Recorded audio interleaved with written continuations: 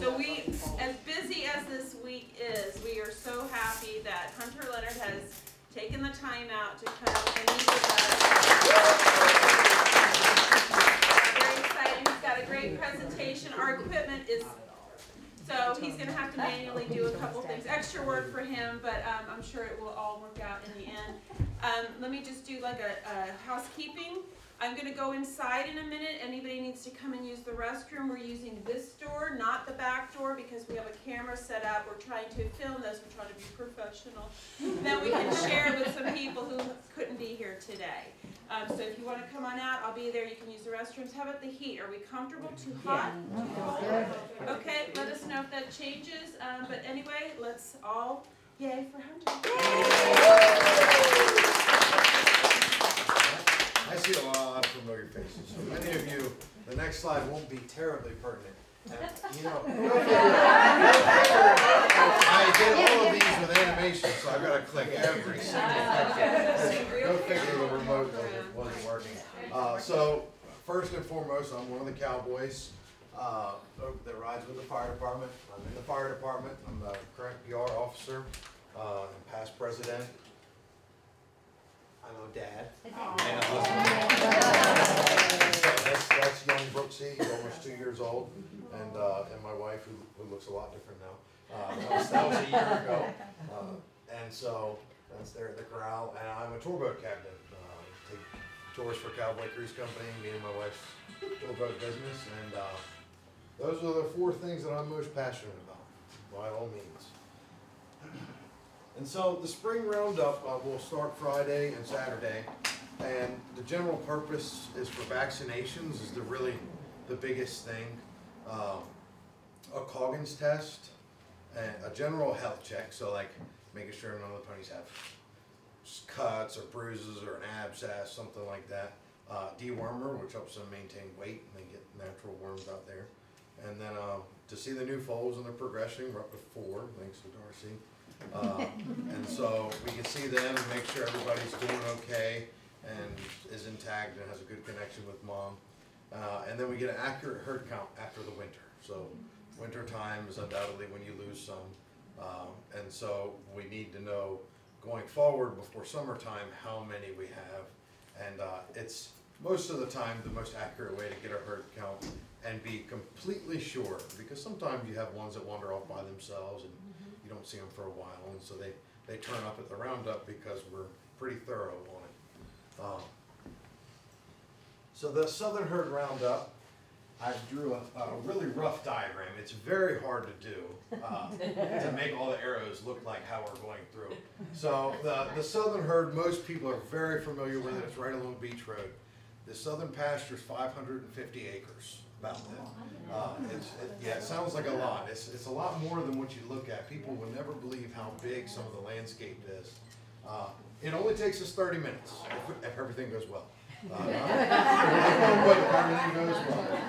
So we split up into many different groups. One group starts all the way up at Little Beach, so they ride from the corral. You might notice them when you're at the corral. They leave and go down the Woodland Trail. They start at Little Beach because this is kind of an oblong structure. So most of us start right here. This is the lighthouse. So this is what we call the boathouse parking lot where the boat ramp is. We start there and we transverse into well, technically I should have one more arrow. I ride right through here. And we kind of fan off into these woods that most people would call the Lighthouse Hills. And there are hills up and down, up and down. You find a lot of the ponies in there. And it's very hard sometimes to get them out. So you have another group that rides the marsh so that when the ponies try and go out, they're not successful. Does that always work? No. But nonetheless, it's not to go off on a tangent, but like last roundup in the fall, there were ponies sitting right about here, which is you notice there's no lines right there. Anybody take a gander as to why? There's a big ditch right here called Black Duck Drain, and then there's another ditch that we call it the Keep Out Drain. Very deep. You can't really cross it unless you know exactly where to cross. The ponies can cross it. They're a little different animals. They don't have a rider on their back, and they're not quite as big as our horses. So if the pony's out there, we have to kind of think out of the box. A lot of times that's done with boats. We have guys that get out of the boats and walk up there. But sometimes everything, no matter what you do, just doesn't go right. So a lot of the problems that we have on the roundups, and I'll highlight this a little bit later, especially in the northern herd, when the stallions and their bands get close together, stallions will fight, and then one will go one way and one will go the other. So if they meet way up here and they go one way and the other, one of them will meet cowboys somewhere around here. No good. When they meet the cowboys, they go the exact opposite way. So the easiest way for them to go is right down this little sand line right here. And then, you don't know it, but right down here is where the ponies do the swim. So last fall, we're out there and Beach Boy and Riptide got fighting. Beach Boy said, you know what, I'll go back to where I belong. And he got excited and cowboys started chasing him. And so they chased him down this beach here.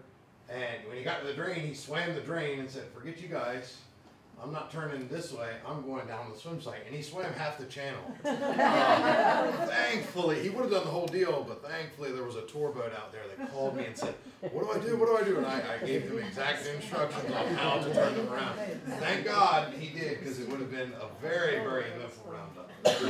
But nonetheless, he came back, and eventually he did the whole day. He came all the way back to the beginning, and we had to get him across again. But most of us split up. I ride right through here, and then we all end up there at the Southern Corral. Like I said, if all is smooth, it takes 30 minutes. And it's kind of like our warm-up. We usually do that the day before the Northern Herd Roundup, get everybody's horses back into the swing, because it's very different than conventional trail riding or any kind of horse event. It's a lot on your ponies, a lot on the riders and their horses as well. So the Northern Herd Roundup, oh, well, that's not supposed to happen. Oh, well, that's fine. I'm just going to tell you. So a bunch of pictures, and one of these was taken by Dawn Webb in 2019. It kind of shows what the terrain's like. So there's a bunch of different terrains up in the Northern Herd, which is much more diverse than the Southern Herd. So we start out and we go all the way up the surf line from the bus turnaround. We go all the way up there and trailer up there. We ride all the way to the Maryland-Virginia line, which takes us about an hour and a half or so. Once we get up there, we come inside the pen, because the ponies don't go to the beach here in Virginia. So once we come inside of their grazing area, which is about 3,400 acres up there. So it's a very big expanse, a lot of different stuff. You have dunes, which you can see on the right-hand side here. They range. If there were ponies on the other side of these bushes, you would never see them. It's very difficult. Sometimes you come out and you're beyond them, and they can go the other way and run north very quickly, which is the opposite of what we want them to do. It happens, trust me. It always seems like spring is when stuff goes awry, at least. And you have woods, so pine forests. They're very, sometimes beautiful, sometimes dreadful. Sometimes they're very nice and clear like this one was, and I'm able to take a picture. And other times you have vines reaching down to grab you and get tangled up in your horse, or there's briars, or God forbid a spider web or something like that. Rough encounter with one of those before. No fun. And you have to cross ditches and marshes. It's a very different marsh. Every marsh has its different quirks, different holes, different places where you can get in very big trouble if your horse doesn't trust you and know where you're going, or the rider doesn't know where they're going, which is why all of our riders are usually multi-generational, and usually in every group of riders there's somebody who really knows what's going on. We split into many different groups up there, probably close to 10 groups up there to split up and ride and all over. It's a big expanse of land. The flats are where most of the action happens. So the ponies naturally gather together in these really large groups once they funnel down towards the corral. So once we have ridden, somewhere around mile 8 or mile 9, that's usually about 3 hours or so, granted if everything goes well. If we have to swim ponies off of Pope's Island, or they get ahead of us, and it can be a mess sometimes. You had a rider go down or something like that, and you have to wait. Holding up progress makes things a lot worse for us, because the ponies usually go in the corral. If everything goes smooth, they usually just go right in the corral, and we don't have anything to worry about. When we stop, you let them get thinking about it, and they don't always listen. It's not the greatest to do that. And so So anyhow, the Northern Herd Roundup does take us a while. It can take a long time if things don't go right. And I'd say I highlight it a little bit later. But after these roundups, we do vet checks. The vet checks are super important for them. April is when we do them. We do the vet checks here at the Spring Roundup. We really don't do them a whole lot elsewhere. We do dewormer in the fall. And if we miss any in the spring, we do those as well. But this is when they get their annual vaccinations. They get their swamp cancer booster. If you're not familiar with that, it's we don't need to talk about it. Right now, knock on wood, it's not terribly around, and our vaccine's working good. But they go one by one into we call it a chute system. So it's basically a funnel, and it narrows down to 2 doors on each side, and then our vet can do work on it. So we'll have veterinary students administer vaccines. Come on, let's keep it together. There we go. This is our doctor, Dr. Marble. This is Blue Moon right there. So that is, and notice it's raining. Looks like it's gonna rain Saturday too. So that's always, we always say it's always gotta rain one of those days. It's just God given. And so he's given dewormer right there. So it's a liquid dewormer in a stainless steel tube. And dewormer's really important for them. People can't understate the value that if they were to get worms, they would almost not be able to sustain themselves throughout the year. It's a very delicate thing for them to live throughout the year, as it is. But Dr. Marble will usually use a scanner tool. That's a dewormer again. That's just a different angle. But he'll use come on. There we go. So he'll use a scanner tool to get a microchip in the top left portion of their neck. We write down their serial number, any of the shots given. We keep a record of all that stuff so that if they miss a shot or something like that, we have a record and we know, okay, this one got this because of this. In my lifetime, we've never had to use that for anything negative. Nobody's ever gotten a disease because it didn't get a vaccine or anything like that. It doesn't always go this smooth either, though. And Dr. George is never usually inside of here. So this one right here, I can't remember which one it was. It was no, you wouldn't get inside of there with wild. That's a whole different story. This was one of the solid blacks from the class of 2021. Darcy went. It takes me a couple years to get on board with all of the names, but I think so. But this is over at the Southern Corral, and this one's small, and so a larger one, yeah, he stays on the outside of this little area there because it can get a little western in there.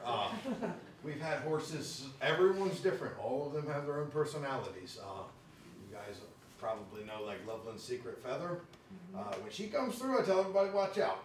And a couple years ago, she bit a vet on the arm, and I mean, it was a serious bruise before we even left. And so that was, and she does. A lot of people think of like Riptide and how he's very aggressive in the pen. He's a complete gentleman inside of the chute. And, oh yeah, I swear to God, he comes through there, he gets his shots, gets his dewormer. And they have to do a Colgan's test.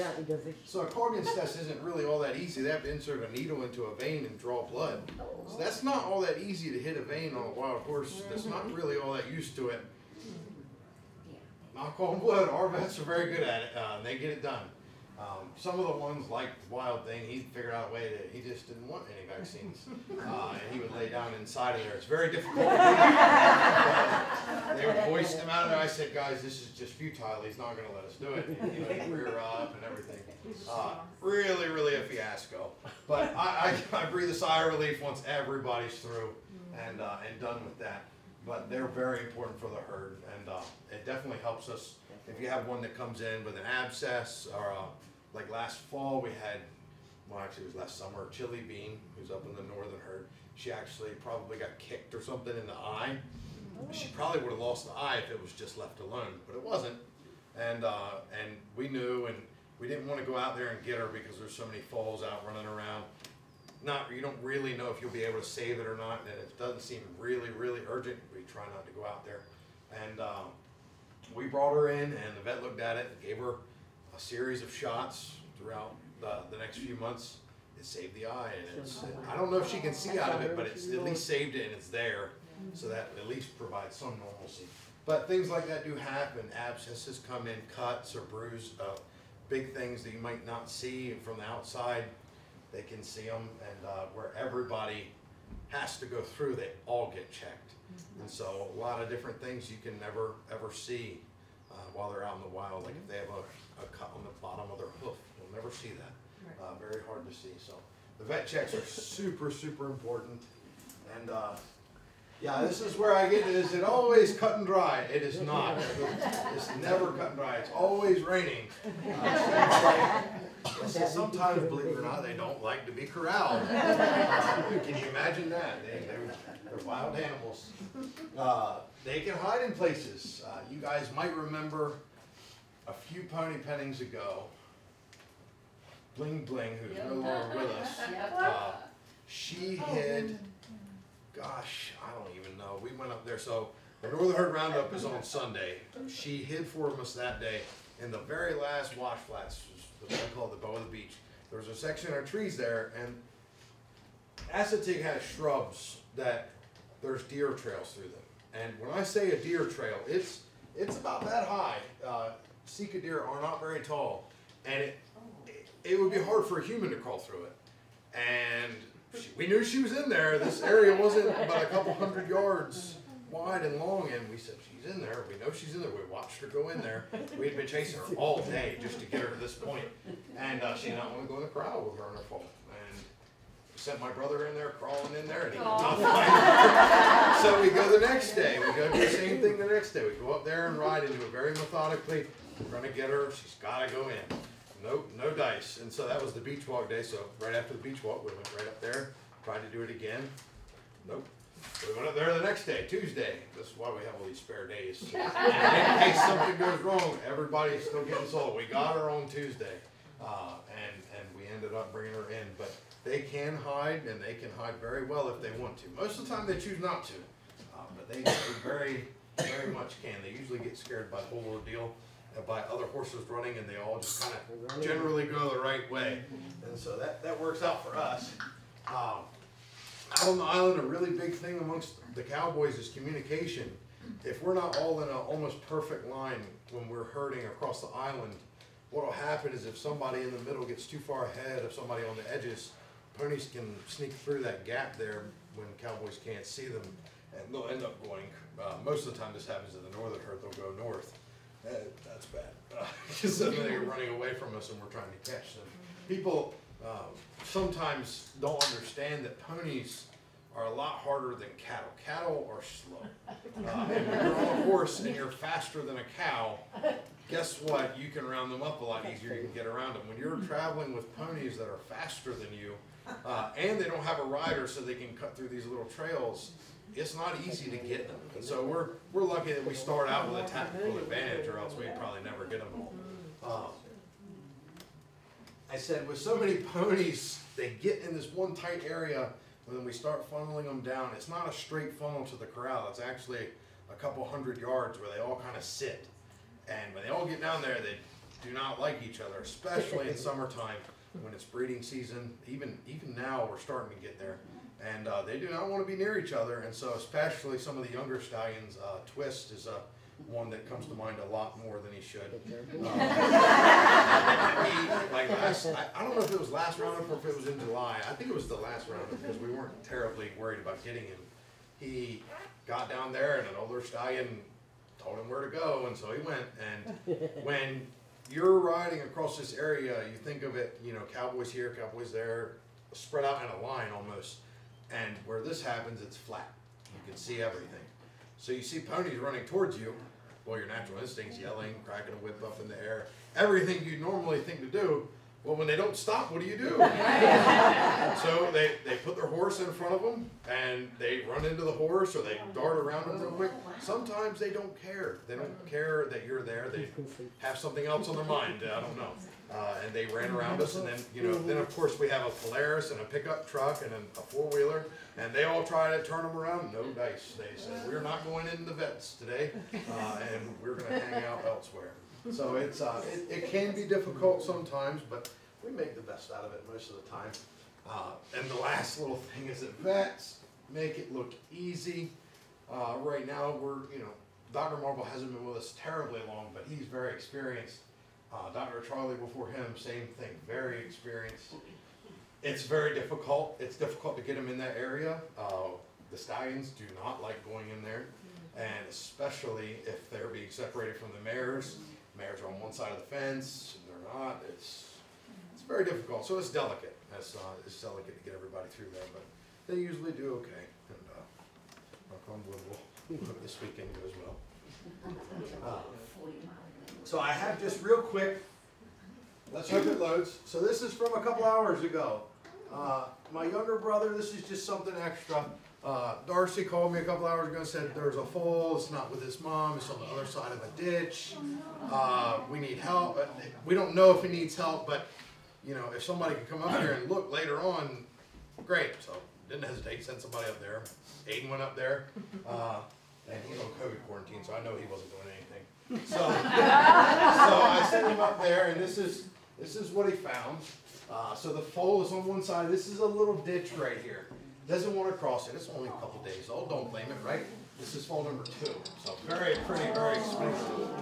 And this is Mary Reed right here. So this is Mom. Mom was very, very protective and aggressive over baby, which is not always the case. Yeah, so that's aggressive. She was like, you better get away right now or I'm going to kick you or bite you. And long story short, he ended up taking the foal and moving them and walked them a long ways around so that they didn't have to go through the ditch. So that's just something that happens, a lot of people see every day. Not every day, thankfully.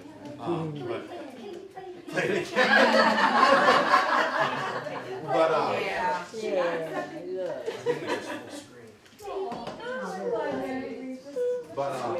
But this is something where this time of year you never know what's going on and what could go wrong. So I always tell people the more eyes that are on them, the better. It's never a bad thing. Baby just did not know.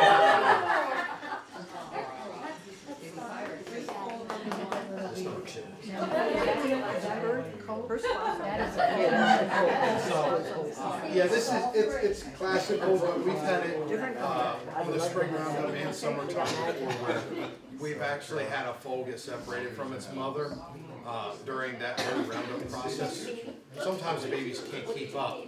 So we've actually, I know guys that have picked them up, put them in a boat, on the corral. Guys that have put them on their horses with them. They're like 1-day-olds that are very small. So it depends on the situation, but there always seems that we've done it a lot of times. We've put them in the back of a truck, taken them all the way to the corral, and then when Mom gets there, there's a great, reunion, and they do fine. So it's a very, very good, very wholesome deal. So I'll take any questions. I'm sure there's a few out here. Maybe not. That'd be great. How many babies are there that go out? It ranges. So if it's raining, it's less. Either the old guys or some of the young guys find an excuse to go. They got to work or something like that. No, but it's 45 is about how many we have, and it really ranges. It's on a real cold winter or like fall roundup when it's getting cold. You might have 25 of us, 30 of us, and we can still do the job. The smallest that I've done, we did 4 of us did the southern herd one day, and we can do it. If you know what you're doing out there and you have 4 good riders, you can do it. The northern herd you can't do with 4 riders. Yep.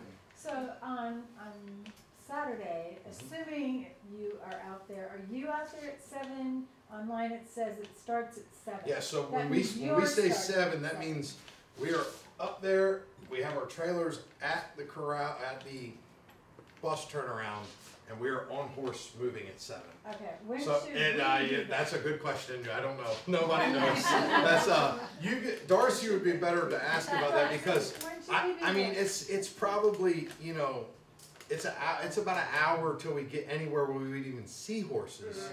But sometimes just us going up there in a trailer gets them round up. Most of the time it takes I'd probably say about 3 hours before you start seeing them, 2 to 3 hours. I figure they come in 10 to 12 is usually, but like you said, every single one is Yeah, different. and you never know if we get held up there. There is one mare that's on Pope's Island. We thought we got rid of that issue. We thought Wild Thing not being over there might solve that, but no. So they've got to walk this whole island to get this one mare off. Maybe she'll go. If not, no big deal. She's 23. She doesn't need to leave. So we'll leave her be. But I think she'll probably go. And so if everything goes smooth, yeah, look somewhere around 10 o'clock or so, everybody should start rolling close to there. But no, that doesn't mean they go in the corral because it's a little easier said than done. But once we start, everybody get down there is when they start really rolling in. Yeah, I hope it'll be done by 11. But that's a hope and a prayer. Yep. Who's on Pope Island? Is it Summer Breeze? No, it's let me get it right. It's Surfing Scarlet. Yeah. Surfing Scarlet? Yeah, there's a lot of surfing, so I try to keep it in mind. Anything else? Mm-hmm.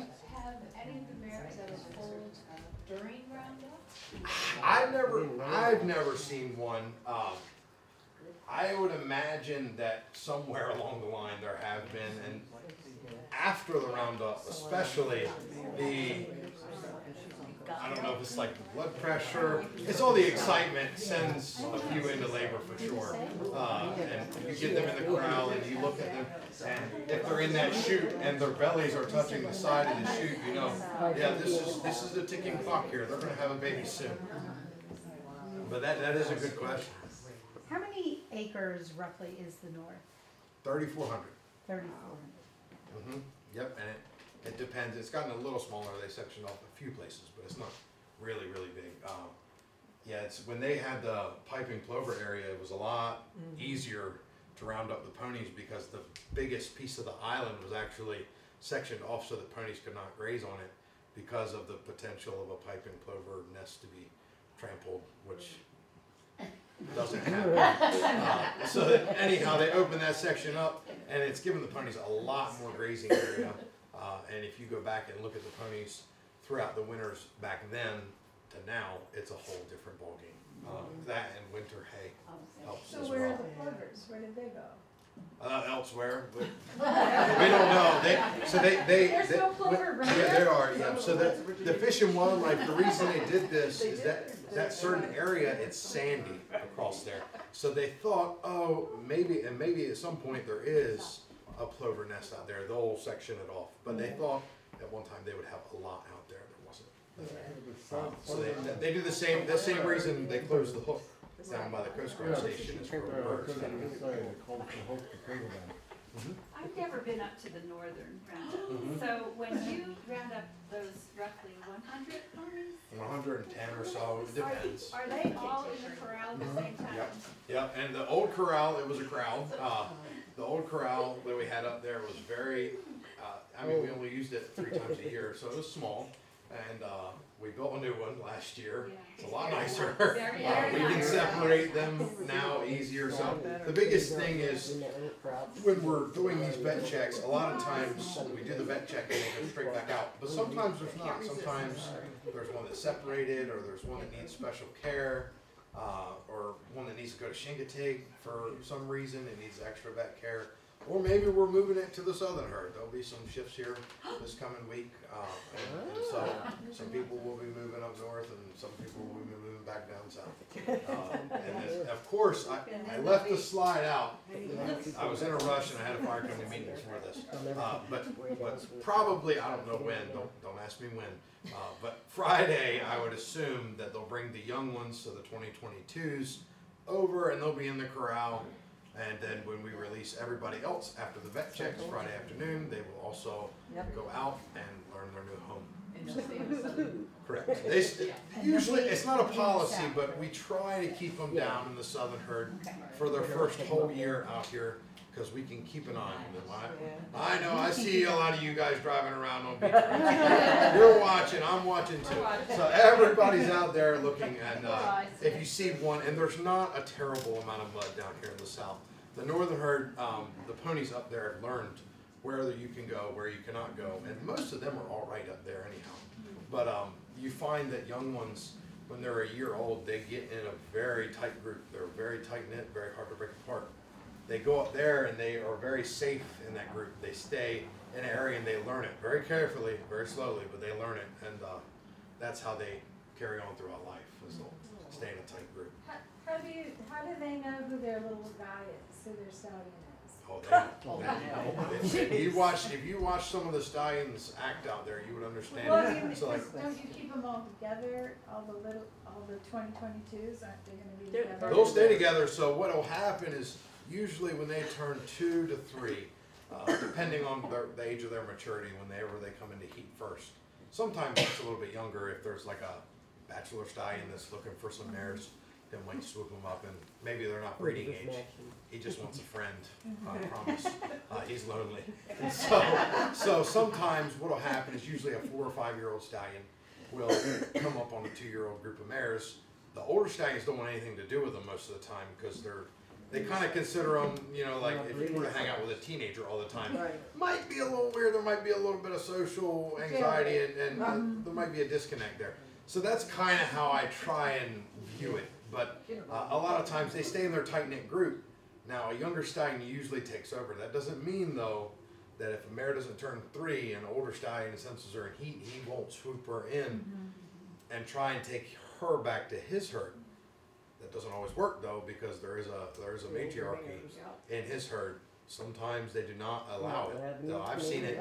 I've seen a stallion run himself to death to chase a couple mares to try and get him in his herd.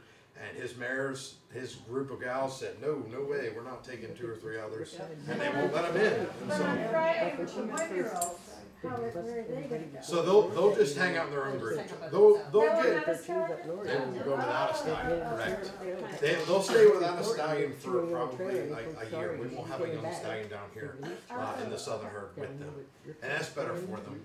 They learn the island a little bit easier and don't have the stress of a stallion with them and telling them where to go and what to do. They usually will try. We haven't done it in the past few years. We kind of just let it happen, and it seems to be working out. But you know, every once in a while, if a stallion's not doing great and he's 5 years old, we'll place him with some younger mares to try and jumpstart his life as a stallion. Correct, yeah, and it works sometimes not, but a lot of times it does tend to have a positive impact. Next year when 2022 starts, Most of them are split them up like Norman Ryder is 5. some of them, not all of them. Yeah. Kind of reminds me of Darcy's photo of Ace, like when he's out there like. Swoop up. That picture is awesome. And this will be the time of year where you'll start to see a few of those that will happen, and so the stallions will start keeping their groups tighter, and they'll start staying away from other stallions. So in the wintertime, especially up in the northern herd, you'll see them and they're close together. Sometimes you really can't tell the difference between the herds because they're all mixed. That doesn't happen in the summertime, very seldom, unless the bugs are really, really bad. They really a little territorial over the girls. Not a big deal. It definitely helps determine the potential father when they're like that. Anything else? Did you have a Chincoteague pony when you were a kid? I was given, I'll tell you a story. A lot of people don't know this story. When I was born in 1996. A lot of people in here who know the history of the ponies know that 1996 was one of the biggest years for our crossbreeding with Arabs. So we brought a purebred Arabian stallion here, and my grandfather, Donald Leonard, bred them to 15 of his Chincoteague mares. This is $1 million stallion. They were very expensive. We were lucky enough that we had Stanley White was one of our cowboys. He owned a pretty much, most people wouldn't consider it a barn. It was more like a palace for Arabian horses. So he brought them up here, and there was a pony that resided at the refuge inn for a long time. Her name was Sandy Pony. She was bred to Premier in 1995, and she had a foal in 1996. That foal was mine. So Papa Donald, when we were all born, all of his grandkids were given a pony. And we used to raise ponies all the time. And so mine had a crescent moon. So her name was Mooney. She was bay colored, but she was half Arab. And if you go over there right now, you have Martha, who's her daughter, and then Honeymoon, who is Martha's daughter. And so I was given a pony. I was raised on a whole farm of them. So it's very, very part of my life, very much. And why was Honeymoon named that? Yeah, she was born the day after I was married, so she was the Honeymoon. And Martha's named after my grandmother, so it's all in the family there. But yes, yeah. And you go over there, and me and my wife got Pocahontas, who was in 2019. Kind of similar to like what you see up here, except we were in a boat and just sitting there, and very unheard of experience. Me and my wife were there, and it was, I think it was May. I have a picture somewhere in the video. We were out there, and I tell people a lot of times when I'm taking tours, a lot of people ask me if I ever get tired of it, and I say no.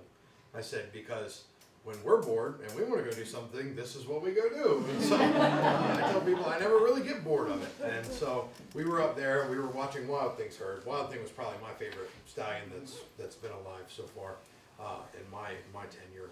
And we were watching his herd, and they were on Pope's Island. And Tuletta Star had a little painted baby. And when you're out there watching them, they usually just do their own thing. They don't pay any mind to you. Very seldom do they actually acknowledge you're there, because I guess it's just how they've learned in the past. They just know that like boat tours aren't going to bother them, boats aren't going to bother them. If a cowboy comes out on a horse, that's a whole different story. But anyhow, we were just sitting there, and my wife was sitting in the bow of the boat. We were in my younger brother's boat, and this baby came over to us. I've never, I've been on a lot of boat tours, and I've never seen anything like this. And it came over to us inches away from us. And so I was just like, don't touch it, just let it do its thing. And it nuzzled my wife, and I was like, oh dear. I was like, well, and so we actually, we broke the golden rule, and I said, you can touch it. And she petted it and did not react. And I said, oh, this is fantastic. And it ended up trying to get in the boat with us. And tried to get in. I said, no. I said, that's not happening. And I got it out, and it still had an affliction for us. That was really strange. So I said, well, we're going to have to get it. That was also the same year we got married. So it was a wedding present from my dad. It was meant to be. So we have her, and she's over there at the refugee right now. So, yeah. What was her mom doing when this happened? She's just hanging out. They were just doing their own thing. I don't see normally. I've had instances in the past. A picture that I shared earlier when me and Aiden were riding our horses and that Dawn Webb took. We were out there, and I had a day where I was on a boat tour, and I watched a foal that was hours old go across there and fell face first in the water. And so I was on the Martha Lou, which if you guys know it, that's a big boat. And it's high off the water. So I jumped off of that and went and grabbed this foal out of the water while it was drowning, picked it up, and I think I lost my shoes or something. But it was muddy there, and picked it up and brought it back to dry land. Well, the mare, her name's Kimmy Sue. She had her foal, and it didn't end up surviving, but it survived that day. And sometimes it's kind of a precursor. Nature has really funny ways of doing things. So believe it or not, it was her first foal, and a lot of times with a first foal, there's a little bit of a curve. They need to learn. And that particular time, she was just in the wrong place. And so I grabbed the foal, and when I got to land, she realized what was going on. And so she came after me like an attack dog. And when she got, probably from me to you guys in the front row, she was running at me. And she turned, when she did that, she did a 180, and here came the feet. I dropped the colt. As soon as I dropped the colt, she stopped. I said, okay. And so I had to walk. It took me about probably 30 or 45 minutes to get the colt somewhere where I felt that it was safe. Every time I touched it, she'd turn her butt right towards me and get ready to kick me, but I just moved it along until it was safe. So that's there's a lot of stories like that, believe it or not. So, a lot of different scenarios out there where something like that's happened. Anything else? I know, well, I don't know if it's you or your grandfather. I knew your grandfather, and he had horses way up. Mhm. How many horses do you have there now? Is it a secret or? No, it's not a secret. So we went, we had a year, I guess probably about 2013. For a long time, we had close to like 15 of our own that we would breed and sell, and so on and so forth. And then we had a year, I think it was 2013 or 2014, and we had something go wrong with the stallion's genetics or something like that. And all the foals were born that year they were breech, almost all of them. So we ended up losing like 6 or 7 mares that year.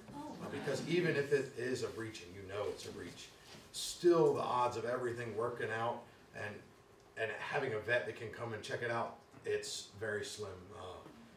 Having a horse here is a very difficult struggle because there are no large equine vets unless you go to like Princess Anne, and then you have to catch them at the right time. And if you're not there on a weekday during business hours, good luck. And so we lost a lot that year, and my grandfather passed away a few years before that, I think. And so we never really recuperated from that. We kept our few going, and then this past year, we found ourselves in a circumstance where somebody needed to get rid of some ponies, and we were in a situation where me and my younger brother and my dad and mom were like, we could do this again. We could get back into doing that. So we started. We got a stallion from, it's an interesting bloodlines from Gidget and Puzzle. So very, very pretty stallion. He actually looks just like Blue Moon. He's a little bit lighter colored. But so we're breeding our own ponies again. We got 5 extra mares, and we bred the ones up there. So we had 3 Chincoteagues plus Lady Hook plus Amos the mule. Yeah, he's so cute. You guys should take care of him for a little while. I fixed so many fences this week. He just it's really weird. He's a mule and he's cut, so he's not a stallion or anything, but he's very protective over the Chincoteague mares that he's been hanging out with. And when I put them in the pen with the stallion to get them bred, he was not about it, and he stood watch beside the gate, and him and the stallion had words many times. But I repaired all kinds of fencing this week because of those 2. So it's always a struggle, but it's something worthwhile. So. Whatever happened to Crooked Jaw? What was his story? Broken jaw? Yeah, Broken Jaw. So he had gotten a kick somewhere out there. This is long before I was around. That's like 30 years ago. So from my understanding is he had been kicked out in the wild by another stallion or something of the sorts, and it had broken his jaw, and for some weird reason it was hanging down. Its resting position was open, but he could still eat somehow. I don't know how that all works, but we've seen in the past the one that's up there right now, Thunderbolt. He got kicked in the jaw probably 3 years ago. I think it was. It might have been. It's summertime. It gets a little mixed up this time of year, but he actually got kicked in the jaw. Same situation, except it did not break it. It fractured a bone. The bone was in there, and it was causing an abscess. And in the summertime, you really try not to go over there and mess with them, because if you go over there and you mess with them, and God forbid you excite them, you can have a situation where Riptide swims a channel, or somebody gets riled up and then a foal gets left behind, or something like that. So you try to be gentle. But he had an abscess that was draining, so a draining abscess is a good sign. You like that, and it didn't seem to bother him a whole lot. But we actually took him in at the roundup, and the doctor actually had to sedate him and do what most people would consider a surgery to remove that bone fragment from his jaw. And he's fine now. He's doing absolutely fine on there. So it's something like that nowadays wouldn't have happened 30 years ago, and it does now. And it's really helped prolong the livelihood and just the things like that. If that was left alone, we don't know. That foal might have crossed that ditch. It might not have. And tomorrow morning we would have had a foal. So things like that, you never know what's going to go right or wrong. Did they fix the fence? Oh, no, I don't even want to get started. Yeah, that was. I went over there. I ride over there about 8 a.m. every morning, and when I was just past the corral, I see one pile of poop on the road. And I said, that's not supposed to be there. I said to my son, and I said, I love you. And then it was about 10 more piles in the old corral, and I see them out there in the marsh. I said, that's just fantastic. If you remember, he did that very, very frequently a couple years ago. And I'll tell you the reasoning is that a lot of people joke about, is the grass greener on the other side? It's a joke, right? When you go to Little Beach, and their turn right there, the marsh on that side actually gets sunlight more hours of the day than other marsh. And it has a little bit saltier water, not that that has anything to do with it. That grass comes up greener a little bit earlier, a week or two earlier than the grass in the marsh. So they went through a hole. There was a hole about 6 or 8 feet wide that we've been battling for all winter. And I went out there and fixed it a couple weeks ago. I don't know if they broke it down or what, but they will occasionally mess with it and it'll fall down, or the tide or anything. It's very difficult to keep fencing up. They walked right through the hole eventually. It took them about 2 weeks to find the hole. They finally found it and they all walked right through. I called a few guys, ran them into the corral. It was very close, very uneventful. Went down there, fixed the hole in the fence. All was good. Turned them back out. Thought they'd go right back to doing whatever they were going to do. I got a call a few hours, 3 hours later. We watched one jump the fence. I thought, oh my God, are they that desperate? And I go down there and I go out of the Bivalve Trail and I look down that long peninsula towards Little Beach, and there they all are. I said, this is not one, this is all the whole squad. And I said, well, I don't know how they got here, but they didn't all jump the fence. Usually you'll get one that's very spry. They'll do it, and they can jump really high. It was about a 3-foot jump. It was Bay Girl. I don't know how, or not Bay Girl, sorry, Pappy's pony. And I don't know how she did it, but there was clear hoof prints of her doing it. And I was like, wow, that's impressive. But anyhow, we were on a Polaris, which is like our quick response rig if we got something that we want to take care of quickly. Go over there, and we're running them down the beach all the way to the fence, and they get to the fence and like, well, they're all of them looking at the fence like, we don't know what to do here. What are you talking about? And they actually, they went from the fence and went right in the woods. I said, that's fantastic. So they went in the woods, and so we commenced to look for them out there in the woods, and did not find them. They were gone, disappeared, just like that, gone. And I said, this is fantastic. I said, well, I was coming riding, we went riding Friday. So I said, well, worst comes to worst, they went in the woods, they'll come out tomorrow, we'll go get them Friday. That was last Wednesday, so. I go back to the Bivalve Trail, back to the Woodland Trail, back to the gate at Little Beach. Nobody, not a hoof print, not a pile of poop, nothing. I go back out, all the way back out. I ride around the trail just to make sure, and then I go back out the Bivalve Trail and look, and they're on the other side of where they were earlier, a little further towards the corral. I said, I don't get it. And at that point, I was like, well, they're going to stay here. And so I fortunately had a call from my brother-in-law. He said, I'm coming over to help you. I guess he found out somehow.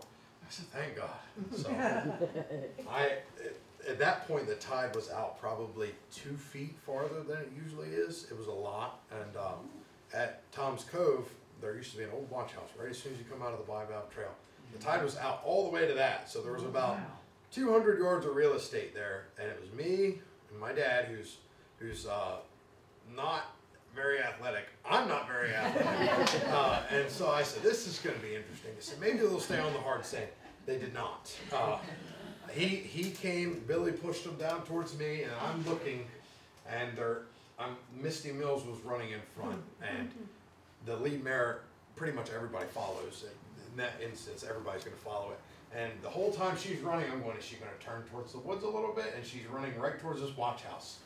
And me and Dad were up towards the woods, and I said, this is fantastic. So I had to run probably close to 200 yards, dead sprint to catch them, and cut them off. It was kind of like a football thing where you see them taking an angle. That's what happened. And they eventually made a right turn, and that time I was sucking wind like no, I was on foot. Yeah, we don't take horses unless it's a roundup, or unless this was very quick, so I didn't even have time to saddle up. I don't want them to get farther along than they should. or get out on the road or anything like that. So yeah, I wish I was on a horse. That would have been way easier. But anyhow, they went in the trail, and then I was wearing muck boots. I did not have socks on. I don't wear socks most of the year, unless it's like duck season. I gotta wear waders. I wasn't planning on putting boots on. I thought we were in the Polaris. We're all good. No. And so I had boots on, and they go in the bivalve trail. And the bivalve trail, you can make a left or a right. A right goes to the corral. Which way do you guys think they went? Yeah, left, right? Yeah. So they go left, and they go halfway around the trail to the pony overlook, and they make a left in the woods. Boom, boom, just like that. What? This never ends. And where they went in is the fence comes in, and there's a pond, and there's a turn that goes straight to the pony overlook. It's a long, straight section of fence.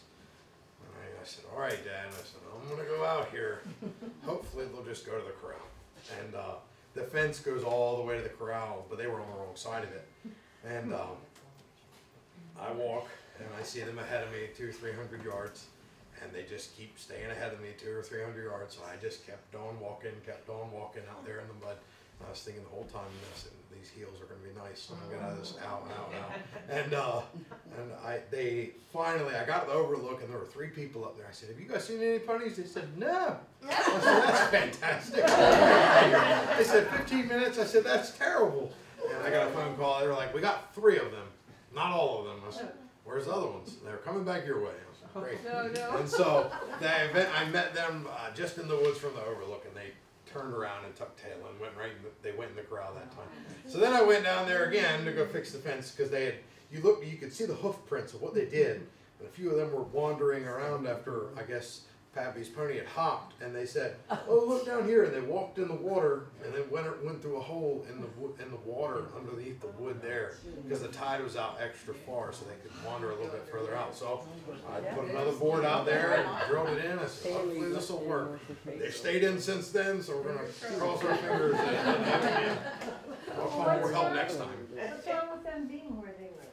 So there's a bunch of different things. Most of the things is the government doesn't want them outside of the fencing, because not only does the government manage parts of their island for grazing or deer or whatever, the biggest thing is people. So say somebody staying here doesn't even know that there's ponies over there, goes over there, wow, a pony, walks right up to it, gets kicked by it, bit by it, or scares it, God forbid, and it goes on the road, or feeds it. It's been a problem in the past. And so a lot of different issues can come out of it, but mostly it's just that people just aren't educated on how to treat them. If you let a lot of people in this room go out there, they'd look at them from a distance and never get close to them because they know what they're capable of, and they like watching them, so they wouldn't want to scare them. But yeah, it's the government has strict rules on it, and they're very picky. They hold the reins in their hands, so to speak. So they can say if God forbid they were to keep getting out, they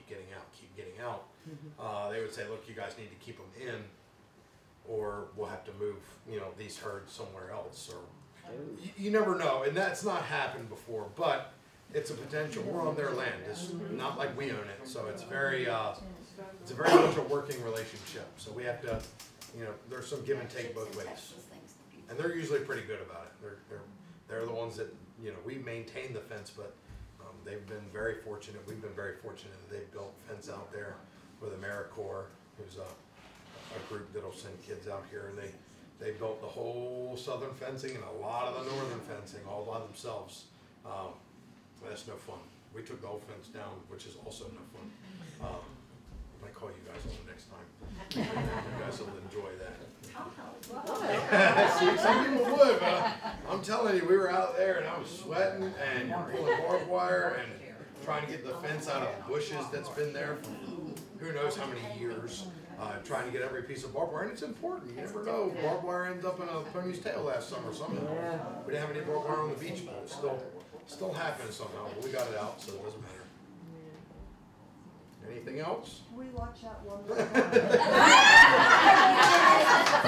I said, he said it to me as I was finishing up. I said, perfect, I'll just throw it in there. Look how cute.